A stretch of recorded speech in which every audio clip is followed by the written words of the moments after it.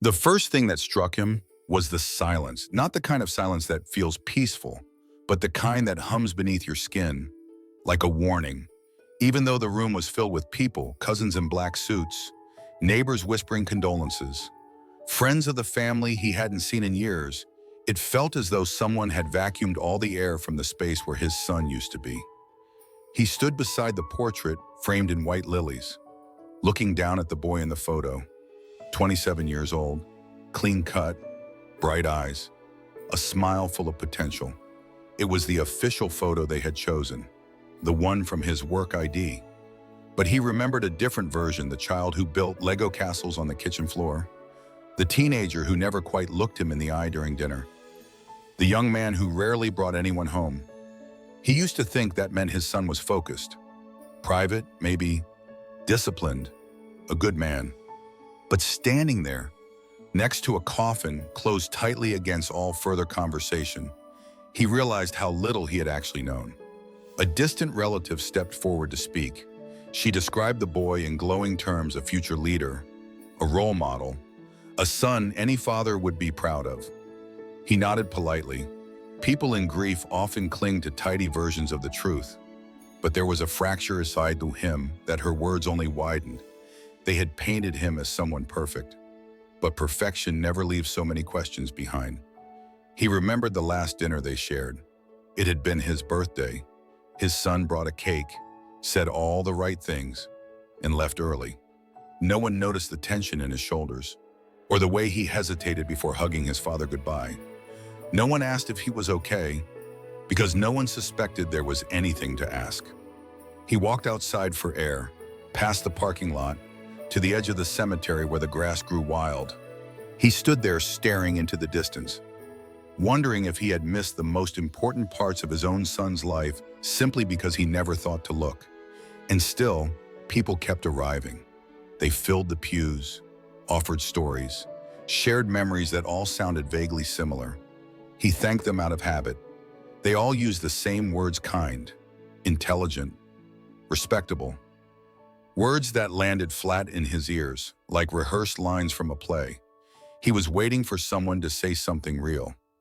When he returned inside, another speaker was already at the microphone. She spoke about how proud everyone had been. Someone else recalled the boy's first piano recital. There was laughter at one point about how shy he had been growing up. He forced a smile, but behind the polite clapping and the flowers and the printed programs with the gold-trimmed border, he felt like a man stranded in a version of his own life that had been edited without his consent. This was his son's funeral. But somehow it felt like he was mourning a stranger. There was a moment when he looked around and realized something that chilled him. Despite the full room, not one person had said a single word about who his son had loved. Not one story had mentioned a partner, a girlfriend, a best friend who knew him deeply. The boy who had died had lived a life. Yes, but with whom? And why wasn't that person here? He glanced again at the portrait. The smile there felt almost defiant now, as though the boy in the frame had kept a secret right up until the very end. A storm was brewing beneath his ribs, and he didn't yet know that the person who could answer every unspoken question was standing at the back of the room, silently gripping the edge of a folded piece of paper. And that soon, everything he thought he knew about his son was about to be undone. At Heart Stories, we tell stories like this not just to share grief, but to uncover the hidden love behind it. If this touched something in you, stay with us. What happens next will break you and maybe put you back together, too. He didn't notice the young man at first. The crowd had begun to thin out. The reception room was quieter now, the small talk drifting into silence. Paper cups of lukewarm coffee sat forgotten on trays, and the smell of lilies had started to turn stale. He was standing near the family table, mindlessly rearranging sympathy cards, when something shifted in the air, an almost imperceptible tension. Like the moment just before glass shatters, a figure moved toward the front of the room. It wasn't anyone he recognized. The young man looked out of place in a funeral like this, slightly disheveled in a wrinkled blazer, dark curls falling over his forehead, eyes red like he hadn't slept. He hesitated before stepping up to the microphone. For a second, It seemed like he might turn around and walk away. Instead, Bohem, he cleared his throat. "I know I'm not on the program," the young man said, voice barely above a whisper. "But I was—" He paused, then continued. "I was someone who loved him, and he loved me." The room went still. He turned his head slowly, certain he had misheard, but the words echoed, too clear to be mistaken. Whispers broke out like static. Someone gasped. An aunt dropped her napkin. The man at the mic continued. "We were together for 3 years. We lived in a small apartment near the university. He cooked on Sundays. He liked terrible sci-fi movies and always burned the popcorn. He laughed when he slept. And when his mother's birthday came around, he lit a candle by the window. He felt the blood drain from his face. This had to be a mistake. A prank. A cruel misunderstanding." He stepped forward, rigid with disbelief. "Who are you?" he demanded, voice sharp, slicing through the hush. The young man looked at him, not confrontational, not afraid, just broken. "My name is Caleb," he said quietly. "And your son was the love of my life." A rush of heat rose in his chest, rage, confusion, something walled and unplaceable. "Get out," he said. "You think this is the time or place for whatever this is? This isn't a joke. This is my son's funeral." Someone touched his arm, trying to calm him, but he shook it off. "I'm not here to cause trouble," Caleb said, still calm, still grieving. "I just wanted you to know he wasn't alone, that he was deeply, fully loved." He pulled something from his coat, a small printed photo. It showed 2 young men at a rocky coastline, arms around each other, laughing into the wind. His son looked relaxed, alive in a way the father didn't recognize, happy in a way he had never seen. It was that smile that undid him. He turned away. His throat clenched. His hands trembled with a fury he couldn't name. The room around him blurred, voices melting into a dull roar. He pushed open the door and walked outside. The cold hit like a slap. He stood beneath the overhang, breath coming in short bursts. He wanted to scream, to accuse someone, to find a place to shove all the guilt he refused to feel. How could this be true? How could he not have known behind him? The murmurs swelled. A cousin muttered something about disrespect. An older uncle nodded in agreement. A friend of his son, a girl with short hair and a blazer, stood up and said loud enough for everyone to hear. "He told me once that he never came out because he didn't think his father could take it. He said, 'I'd rather lose a piece of myself than lose my dad entirely.'" Her words hung there like smoke, the kind that gets into your clothes, your lung, and stays long after the fire's out. He didn't go back inside. He sat alone in the car, engine off, listening to the sound of rain ticking against the roof. That young man Caleb, he'd said he wasn't trying to make a scene, and yet he had made one. Not out of spectacle, but out of truth. A truth that landed like a blade. His son had lived a life he had no part in. What haunted him most wasn't that his son had loved a man. It was that his son had felt he couldn't say it out loud. That somewhere along the way, he had chosen silence over risk. And that silence had followed him to the grave. He hadn't cried during the service. He hadn't cried when they lowered the casket. But now, as in the empty car, with the windshield fogged and the sky darkening overhead, the first tear broke free, then another. He had lost his son, not just in death, but in life too. And as the rain softened and the world grew quiet again, he wondered if it was too late to learn the language his son had spent a lifetime waiting to speak. The next morning, he found himself wandering into his son's room. It hadn't been touched since the accident. Everything was still in its place: the unmade bed, the framed certificates on the wall, the old guitar propped against the desk. A faint scent of sandalwood lingered, subtle and aching. It was a boy's room that had outgrown its boy, frozen in time, waiting for a voice that would never return. He moved slowly touching the edge of the bookshelf, brushing dust from the photos. There were no pictures of Caleb, No framed memories of the man who had stood at the funeral and cracked open everything he thought he knew. He sat at the edge of the bed and opened the nightstand drawer. Inside was a small, leather-bound journal. He hesitated, then turned the first page. The handwriting was unmistakably his son's, sharp, neat, a little slanted to the right. October 14th. I wanted to tell Dad today. I came close. We were watching the game, and he made some joke about real men and marriage. I laughed along, and I hated myself for it. He kept reading. December 5th, Caleb made soup. I told him it tasted like home. He smiled and said, "So does this couch. I think I love him. God help me." January 22nd, I almost came out today. Almost. But Dad was in a mood. Said some guy at work got fired for waving his rainbow flag around. I stayed quiet. I always stay quiet. Each entry peeled back another layer. Each line built a bridge to a world he had never been invited into. In a shoebox under the bed, he found more movie tickets, a birthday card signed in C, a photo booth strip of two boys making faces, pressed between pages of a novel. In a small black case, he discovered something that made his breath stop a ring.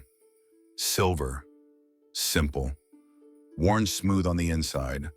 It was only then that he noticed the date engraved March 19th, 2023. His son had bought a ring. His son had planned a life. He sat back on the floor, the journal in one hand, the ring in the other. The realization crept in quietly. Without rage this time, without defense. His son hadn't kept him out because he didn't love him. He had kept him out because he was afraid. Afraid of what his father might say, of what he might lose. A wave of shame moved through him, cold and heavy and unforgiving. He thought back to all the missed, showing the polite smiles, the way his son had dodged questions about marriage or dating, the holidays spent alone, the birthdays with just a friend visiting, the way he never really saw the pain behind the smiles. He remembered one winter evening when his son had come home with bruised knuckles, said he slipped on ice. He hadn't asked questions. He hadn't wanted to know more, and now he never would. In the kitchen, he pulled out an old mug, his son's favorite, chipped at the rim. He made coffee, even though he wasn't sure why. The act felt grounding, familiar, ritualistic. He sat at the table and opened the journal again. There was one entry left, written in a different ink, shakier than the rest. "I think I'll tell him after the new year. Maybe 2024 can be the year I finally stop hiding. Caleb says he'll stand next to me no matter what. I believe him. I just hope Dad will still look at me the same way." He closed the book and stared at the wall. He didn't know how long he stayed there, lost in the memory of someone he had never truly met. Later that evening, he sat alone in the living room, the house unbearably quiet. He scrolled through his phone until he found the number Caleb had written on the back of the funeral program. His thumb hovered above the call button. He wasn't ready, but he needed to hear something. Anything. Instead, he walked into the garage and opened a storage box marked college. Inside were graduation photos, old textbooks, a sweatshirt with the university logo. Beneath them, he found a flash drive. He plugged it into his laptop and watched the screen flicker to life. There, in grainy video, was his son, sitting at a piano, laughing, looking off camera. His voice came through, clear and soft. "Okay, start recording. This is dumb, I know, but if anything ever happens to me, I want this saved. Caleb, this is for you, and maybe at Tubamde." The screen shook as the camera was lifted and turned around. Caleb came into view, holding a spoon, teasing him. They laughed, a kind of laughter that echoed with comfort, intimacy. Then the camera turned back. "I don't know what tomorrow brings," his son said, "but if it ever comes to this, if Dad ever sees this, I want him to know I loved you." And I wasn't ashamed of that. He paused the video. His hands were shaking. It had taken death to show him who his son truly was. But in that moment, he felt something shift, not just grief, not just guilt, but a need, a desperate, urgent need to keep whatever pieces he could still hold on to. because silence had already stolen too much. And it wasn't going to take anything else. The day he decided to box up his son's belongings was overcast, the kind of gray that seeps into your skin. He told himself it was just time to clean up, to move forward, to reclaim space that had been locked in limbo for too long. But really, it was avoidance disguised as order. He started in the closet, tugging shirts from hangers, folding them in mechanical silence. One by one, they disappeared into cardboard. A college hoodie, a pressed dress shirt, a tie still knotted as if waiting for a job interview that never came. He worked with the urgency of someone trying not to feel. At some point, he opened the top drawer of the desk and found an envelope. It was blank. No name, no return address. He opened it slowly. Inside was a printed sheet, simple black text on white paper. Certificate of marriage. His son's name, Caleb's name, a date, a location in Vermont. He blinked hard, unsure if his eyes were tricking him. He ran his fingers over the page, half expecting it to vanish. But the ink held firm. The date was 6 months before the accident. They hadn't just been dating. They had been married. His chest tightened in a way it hadn't even at the funeral. This was more than secrecy. This was a life, a legal, committed life kept entirely in the shadows. Not because it was shameful, but because he had been the one who cast the longest shadow. The room felt smaller. He stood there holding the certificate as if it might tell him what to do next, as if it might apologize. It didn't. He moved to the nightstand, pulling drawers without purpose. Receipts, cords, loose change, nothing important. Then he noticed the space behind the drawers, a small gap. He reached in and pulled out a flash drive wrapped in black ribbon. He went downstairs and plugged it into his laptop. A single video file appeared for him. He hesitated, then clicked play. The screen was dark at first, then a warm light came into focus. It was his son, sitting on a couch, arms folded in his lap. "Hi, Dad," he said, eyes flicking up. "If you're seeing this, I guess I didn't get the chance to say it myself." There was a long pause. He didn't smile. He didn't joke. "I married Caleb because I love him, because he sees me in a way that's never made me feel small or broken or wrong. I wanted to tell you, so many times, but every time I got close, you'd say something about people like me, and I'd hear the door slam before I ever reached for the handle." He looked down at his hands, picked at his thumb. "I thought maybe, if something ever happened, maybe you'd want to know that I didn't live in fear. Not entirely. I was happy. Dad, I was really happy." The image paused, pixelated slightly, then resumed. "I forgive you for not knowing, for not asking, for not being ready."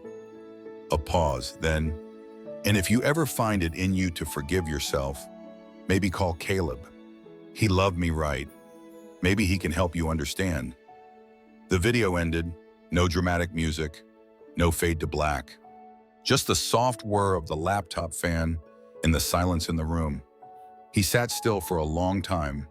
Then, without entirely knowing why, he gathered the box clothes and brought them to the garage. He stood in front of the bin marked "Donate" and lifted the lid. But instead of tossing them in, he set the box down gently beside it. He walked back inside, opened the hallway closet, pulled out a coat he hadn't worn in years, reached into the inner pocket. A photo, his son at 8, covered in cake, a missing tooth, pure joy. He slid the photo into the same drawer that held the certificate. Then he opened his phone. He hadn't saved Caleb's number, but it was still on the program from the funeral.